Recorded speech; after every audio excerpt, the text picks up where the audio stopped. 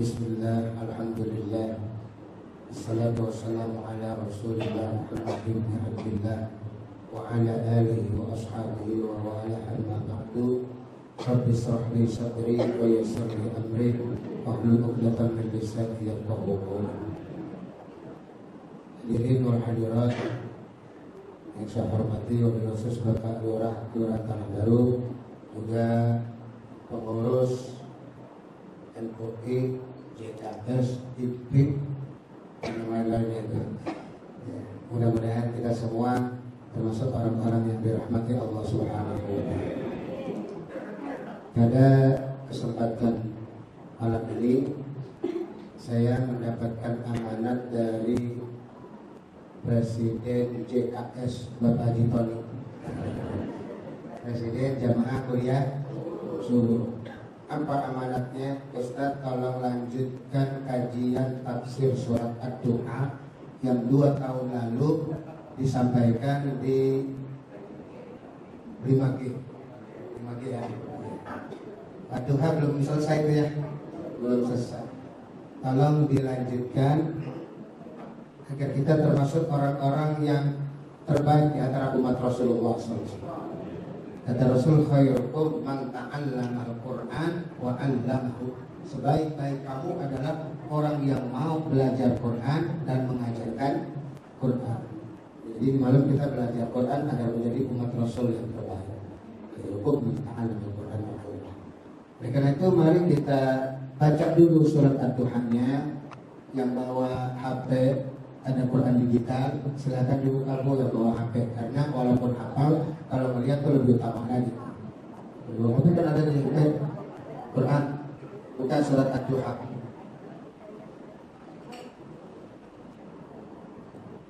Silakan.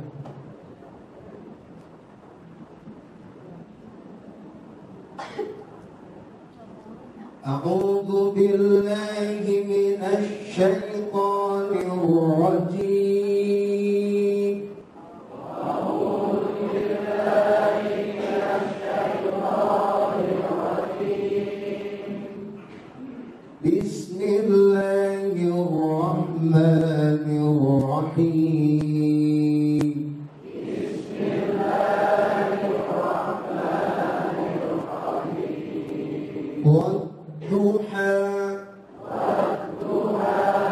والليل إذا سجى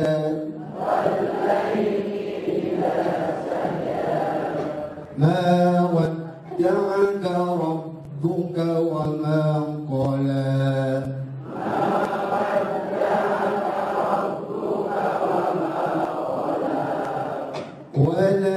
وللآخرة خير لك من الأولى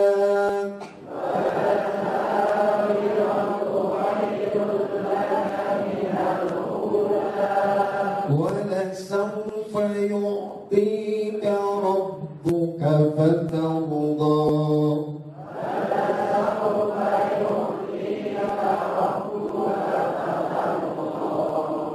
ألم يجدك يتيما فآوى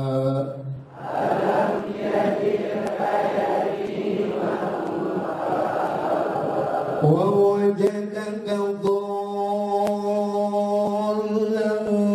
فهدى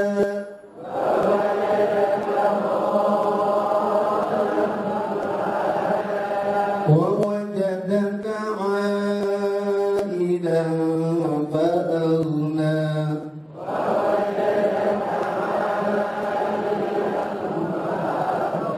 فأما اليتيم فلا تقهر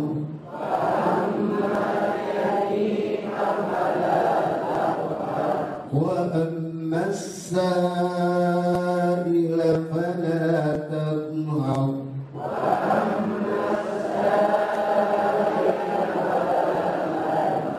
وأما بنعمة ربك فحدث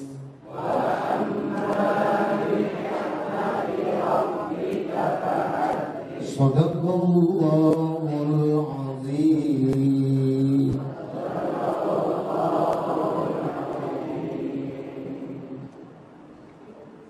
masih ingat asbabun nuzul turunnya surat Ad-Duha 2 tahun yang lalu nih, saya terangkan bahwa ada sebab historis Allah turunkan surat Ad-Duha. Kejadiannya adalah ketika malaikat Jibril tak datang-datang menyampaikan wahyu kepada Nabi Muhammad SAW. Biasanya hampir tiap hari dan malaikat Jibril datang. Ini udah 2 minggu lebih malaikat Jibril tidak datang menyampaikan wahyu kepada Nabi Muhammad. Nabi jadi bingung campur sedih. Tambah lagi kesedihan Nabi Muhammad ketika orang-orang kafir kemudian mengatakan, oh Muhammad sudah ditinggalkan Tuhannya. Muhammad sudah tidak lagi diberikan wahyu oleh Allah. Muhammad sudah dibenci oleh Tuhannya. Padahal ketika itu ada riwayat, ada anak anjing masuk ke dalam kolong tempat tidur Rasulullah SAW yang menghalangi malaikat Jibril masuk ke dalam rumah. Ini dalam hadis itu malaikat rahmat tidak akan masuk ke dalam rumah yang ada anjingnya. Maka kemudian Allah Subhanahu wa taala setelah anjing itu dikeluarkan dan diketahui, Allah perintahkan malaikat Jibril datang kepada Nabi Muhammad menyampaikan wahyu wadduha, demi waktu duha, wal laili idza saja, demi waktu malam kalau sudah sepi, kalau sudah tenang. Ma wadda'aka rabbuka wa ma qala. Sekali-kali Tuhanmu hai Muhammad tidak pernah berpaling darimu, tidak pernah membenci kamu. Salah apa yang dikatakan oleh orang-orang kafir. Sekali-kali Tuhanmu tidak pernah membenci dan berpaling darimu. Nah itu asbabun nuzul turunnya surat Ad-Duha. Nabi girang sekali, gembira sekali. Kemudian Nabi sampai mengucapkan takbir Allahu Akbar. Sehingga kemudian ya Nabi juga mensunatkan, sahabat juga mengamalkan, tabi'in juga mengamalkan. Ketika kita membaca Al-Quran dari surat Ad-Duha sampai surat An-Nas diselingi dengan kalimat takbir. Diselingi dengan kalimat takbir. Wa amma bi ni'mati rabbika fahaddits. Allahu Akbar. Bismillahirrahmanirrahim. Alam nasrah wa ila rabbika farghab. Allahu Akbar. Bismillahirrahmanirrahim. Wattini alaysa Allahu bi ahkamil hakimin. Allah. Bismillahirrahmanirrahim. Iqra bismi rabbikal. Setiap akhir surat dari Ad-Duha terus sampai Anas sunat kita untuk membaca kalimat takbir. Allahu Akbar.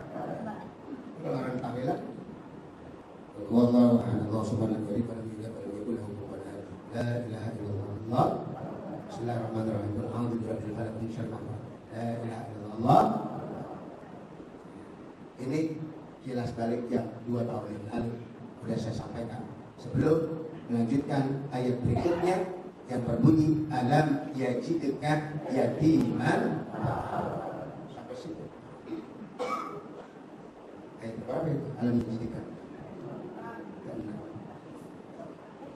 Alam yajidka yatiman fa'awa.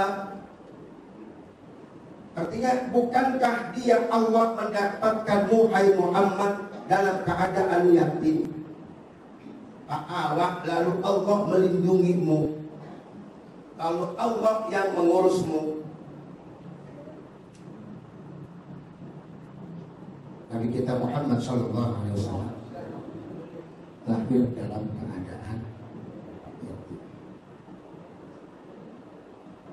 2 bulan di kandungan, wafat ayah handanya. 2 bulan di kandungan, wafat ayah handanya. Tahun gajah dilahirkan, yatim dengan kakeknya.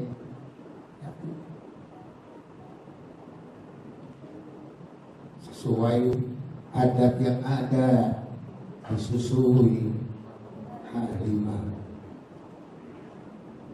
4 tahun usianya, bapak ibu tercinta. Itulah kisah sang Rasul yang penuh.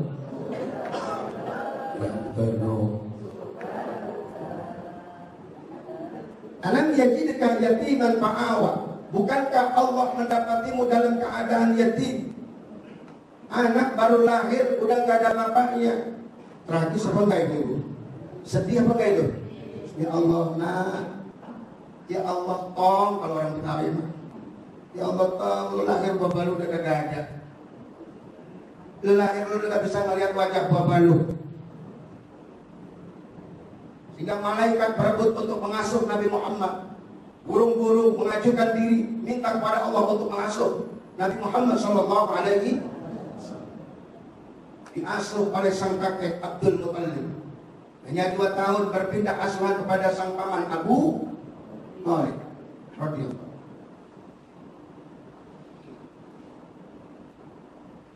Pahala Allah yang melindungi Nabi Muhammad lewat Abdul Muttalib, lewat Abu Thalib.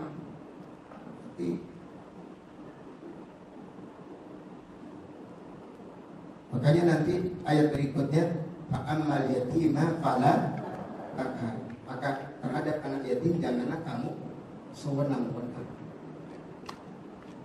Kenapa? Karena Nabi pernah merasakan pahitnya jadi anak yatim zaman dulu sama anak yatim zaman sekarang sama apa beda?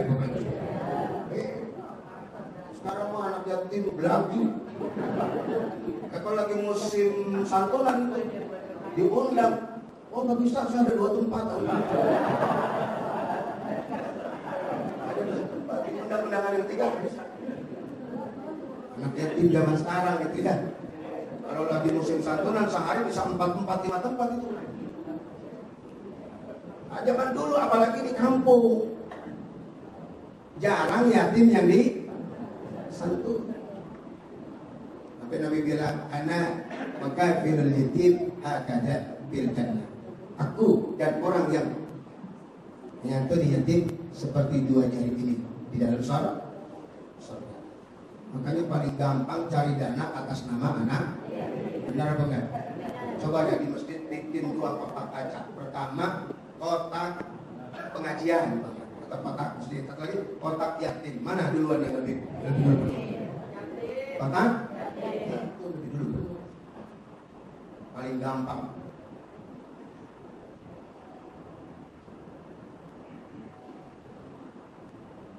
Kita pernah dengar riwayat Bapak Ibu sekalian bahwa suatu ketika Rasulullah SAW keluar dari rumah untuk melaksanakan sholat Idul Fitri, sholat Id, melewati lapangan. Nabi melihat anak-anak lagi berlari-larian dengan baju baru mereka, dengan sepatu baru mereka, dengan makanan-makanan yang mereka makan ketika itu, sambil berlari-lari gembira. Hari Raya Idul Fitri.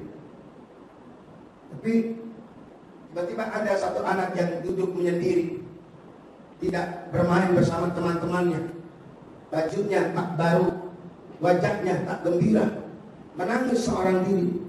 Didatangi oleh Nabi Muhammad SAW. Nabi katakan, ayuhas sabi, ma laka tabki fala tal'ab ma'ahum. Wahai anak, kenapa engkau menangis dan tidak bermain bersama mereka teman-teman? Ini anak nggak kenal sama Nabi Muhammad yang bertanya kepadanya. Dia belum kenal bahwa yang datang dan bertanya kepadanya adalah Rasulullah SAW. Maka dia berkata, ayu ar-rajul, wahai paman, mata abi baina yaday Rasulullah SAW. Di ghazwati kaza, ayahku meninggal di hadapan Rasulullah SAW di satu peperangan, wahai paman. Ayahku meninggal di hadapan Rasulullah SAW. Wa ummi, sedangkan ibuku tazawwajat, telah menikah lagi. dan ayah tiriku mengusir aku dari rumahku. Mengusir aku dari rumahku. Maka pada hari ini, ketika aku lihat teman-temanku bergembira dengan pakaian baru, dengan sepatu baru, dengan makanan yang lezat, aku teringat ayahku. Aku tak memiliki pakaian baru, aku tak memiliki sepatu baru, aku tak memiliki rumah bahkan.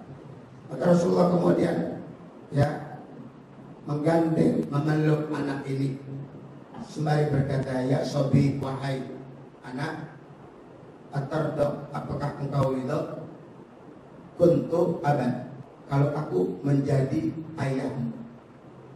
Apakah engkau ridho? Apakah engkau mau? Apakah engkau senang kalau aku menjadi ayahmu?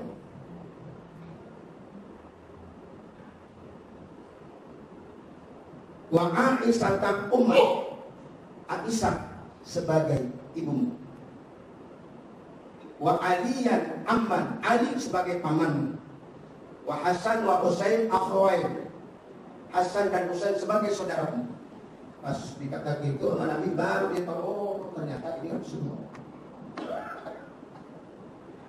Pakai pala arda ya Rasulullah, bagaimana aku tidak ridho wahai Rasulullah? Aku sangat ridho. Maka anak ini dibawa pulang oleh Rasulullah, dibawa pulang oleh Rasulullah, dimandikan, diberikan pakaian yang bagus, diberikan sepatu yang bagus, diberikan makanan yang enak. Setelah kenyang perutnya, keluar lagi dia bermain bersama teman-temannya dalam keadaan muka yang gembira, sampai teman-temannya pada heran. Akhirnya mereka bertanya, apa yang terjadi padamu? Mabarukan. Beberapa waktu yang lalu kami lihat kamu bersedih, kami lihat kamu lusuh, tapi sekarang kau gembira, kau dalam keadaan yang menyenangkan. Maka dia ceritakan, saya baru saja diangkat anak oleh Rasulullah Shallallahu Alaihi Wasallam. Sehingga teman-temannya mengatakan, ya alaikana, aduh coba bapak saya juga mati. Coba bapak saya mati kayak bapak kamu, pasti kami juga bernasib sama seperti kamu. Ada juga anak yatim yang girang, ada ya. Kenapa juga jadi anak yatim ya?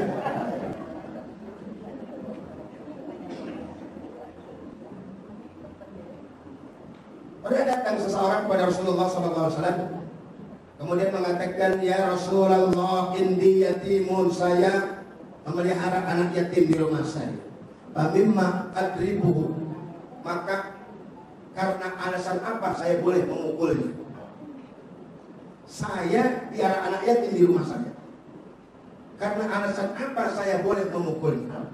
Rasul menjawab, mimma tadribu bihi waladak. Dengan alasan kau memukul anakmu, kau boleh pukul itu anak yatim.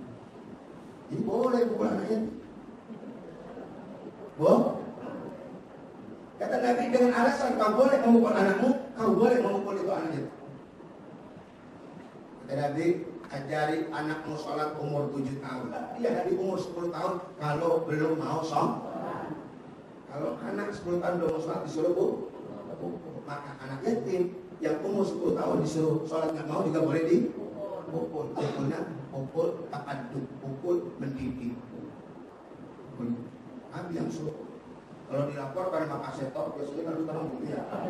Orang dilaporin sama kasetor. Apa pasal yang dipakai? Kekerasan terhadap. Kita pakai lagi pasal 29 Undang-Undang Dasar 1945 bahwa setiap warga negara dijamin untuk memilih agama dan kepercayaan, dijamin untuk menjalankan ajaran dan agama yang dipercayainya. Setiap orang dijamin oleh negara. Dan ketika memukul anak umur 10 tahun yang belum mau sholat, maka itu adalah menjalankan ajaran agama. Siapa yang suruh? Rasulullah Shallallahu Alaihi Wasallam. Mukulinya juga bukan kayak mukulin maling. Nggak boleh mukul muka, itu Islam. Nggak boleh mukul muka, nggak boleh tampar pipi. Orang laki nggak boleh tampar istrinya, dosa besar itu. Kalau mau mukul jangan dan jangan juga tempat-tempat yang membahayakan, muka nggak boleh, bulu hati diinjak.